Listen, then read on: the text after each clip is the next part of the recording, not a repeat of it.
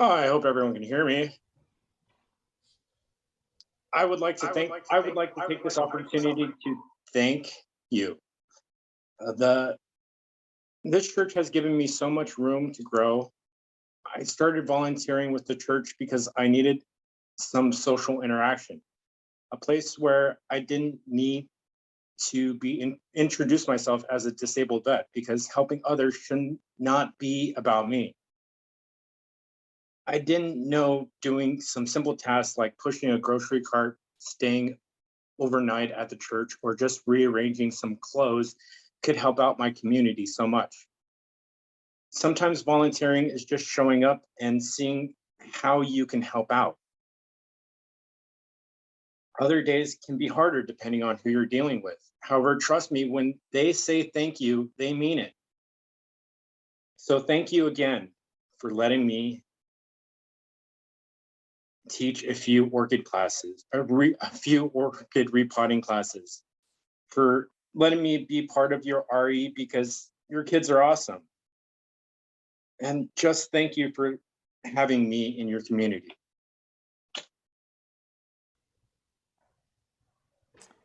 When I first started attending the First Unitarian Church in Portland in early 2002, I didn't know anyone. Jill and I would go and drop Mika off in her preschool classroom and then take 5-month-old Marcella into the sanctuary. She was an easy baby. She'd sometimes sleep, but more often she would sit up and look around. But she didn't cry.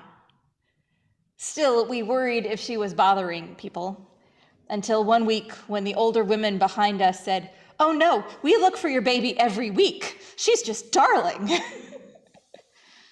We enjoyed the services and the music. Eventually, baby Marcella bonded with one of the nursery caregivers, and as long as Tara was there, Marcella would happily be in the nursery. We went to coffee hour, but we didn't actually meet many people. It took my deciding to teach OWL, our religious education program for middle school kids, and then going through teacher training before I felt like I could recognize people in coffee hour. It's like, hey, I know who you are. You teach. And then when I became a lay minister there a couple of years later, I suddenly felt like I knew several people. At a large church like that, it took volunteering for things or being part of a group to feel like I really knew people. Willamette Falls is much smaller. If you've been here a while, at least in the before times, you'll recognize some folks. It's easier to meet people in a smaller group. You'll recognize the worship associates or folks who got up and said something in joys and sorrows. But the truth remains, the easiest way to make friends is to work on something together or to join a small group. The best thing is, once you've made friends, it almost doesn't matter what you're working on.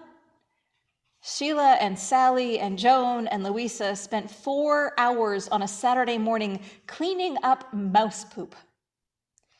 Now, I know that that wasn't a fun job. And I know that these are super dedicated church volunteers, and if something needed to be done, they'd come forward to do it. But I also know that doing it together with friends made it way more fun for them than it otherwise would have been. The folks who work together on the Hope Food Pantry know this as well. Yes, it feels good to do something that helps other people get food. Often they're grateful, and that feels good. But if you asked folks why they do it, I think they'd say that it's fun to work with friends from church. 2 Fridays a month, a group of people led by Ellen Steins, mostly from Willamette Falls, gather together to sort donations and pack food boxes that they then hand out to families in need. They get to work together to accomplish something good. When we've asked folks what they love most about UUCWF, the most common answer we get is the community. I mean, sure, people like the services, the music, religious education, and all sorts of other things. But when it comes right down to it, you are here for each other. And that's important because at its best, it means you're here for each other. If you need something, there are folks who will help. Someone will send you a card or bring you dinner. You can drop a stone and share what's going on, and you will be held in a circle of love and care. Your minister will call you or come visit if you let me know. But in order for that to work, you have to build it. You have to offer to help others and get to know people. Most people find a specific community here too, whether it's the choir or the parents in your kids' religious education class, or those folks you work with on a community or on a committee or on a justice project.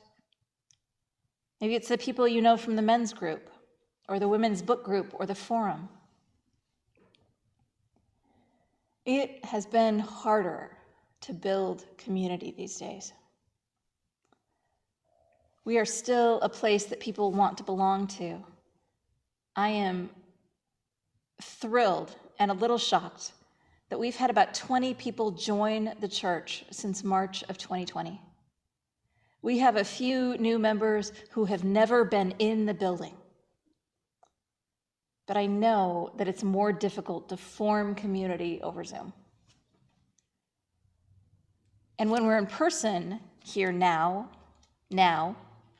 we don't have coffee hour. We're not chatting as much, and there's a powerful thing that we're missing, speaking our chalice lighting words together. The words we say in unison are so much more powerful when we hear our voices join with others. And nothing is quite as wonderful as singing together. Some of these things will come back. We'll still be wearing masks for a while, but it still sounds amazing when the congregation joins in with the chalice lighting statement. And it's nice to have options, like watching the service from home if you're not feeling well, or you're just not feeling like getting out of your PJs. Whether we are in person or on Zoom or both, this place is a community. Many of you probably know of Nadia Bowles-Weber, who is the feminist tattooed Lutheran pastor. And she says of her creedal church that the creed is a communal creed. Oftentimes, any one individual may not believe a certain part of the creed, but somewhere in the body, there's at least one person who believes each part, and so we rely on the whole. We are a congregation that doesn't have a creed.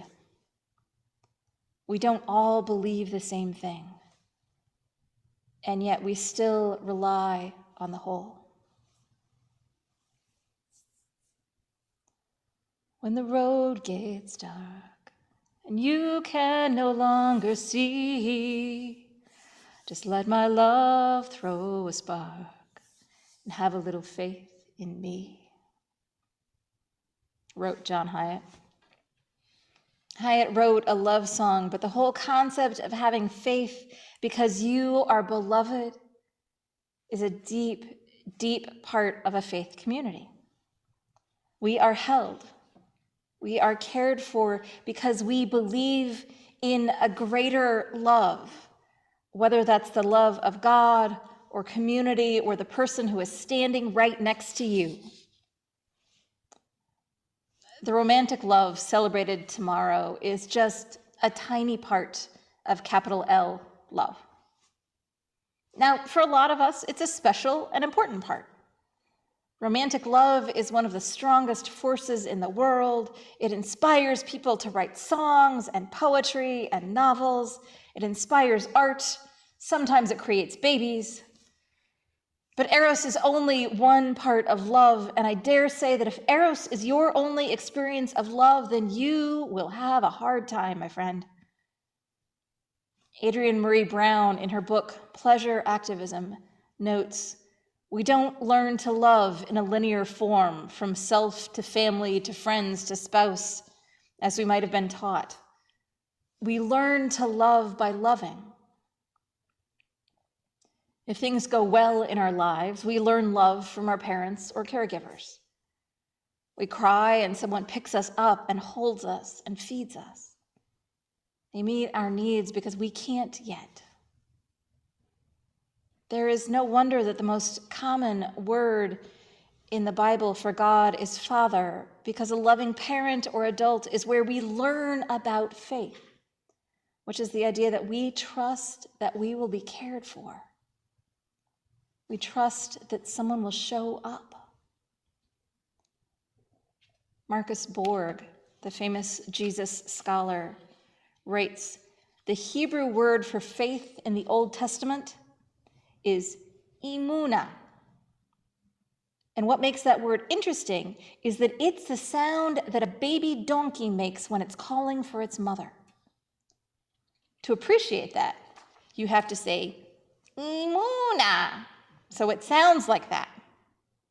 If you want to hear the meaning of imuna, you need to say it like braying. I sometimes think to myself, if you say it soft, it's almost like braying. Imuna. The point being that faith in the Hebrew Bible is like a baby donkey calling out or crying for its mother. There's something kind of wonderful about that, Borg writes. There is an element, I don't know if you want to say of desperation in it or not, but there certainly is an element of confidence also that the cry will be heard. We need to experience that faith, that our cry will be heard, that our needs will be met in order to have healthy relationships. But like Adrienne Marie Brown says, love isn't a straight line from parents to partner. Almost all of us need more than one healthy relationship to have a good life. Not more than one healthy marriage or love necessarily, but we need friends. We need community. We need family, whether that is blood or chosen. Our kids need the love of their RE teachers and other adults in the congregation. They need to know safe adults in the world to have confidence as they grow. We may not have a creed, but we still need each other to carry us. And part of love is mutuality, so we need to be ready to carry others as well. We need faith. Faith that there is something greater than just ourselves. Faith that we do not journey alone. Faith that this congregation that has existed for more than 175 years will continue to welcome others just like it welcomed us. Faith doesn't mean that nothing will change. Faith doesn't mean that we'll get everything we want. Faith means sometimes that we are in that really difficult, uncomfortable situation of things not going how we want. Changes may happen that are not our preference at all, thank you very much. And yet we hold on to the fact that together we will get where we need to go as a congregation, as a community, and as individuals. As Reverend Nathan Dettering said in our reading earlier, let's have faith that the breath of love will carry us through the messy, turbulent, beautiful, the wild, empty, uncertain horizon of our lives. If you don't have faith, let us hold faith for you. If you don't know trust, let us hold trust for you. Together, let's leave what's heavy behind and fly. Blessed be, and amen.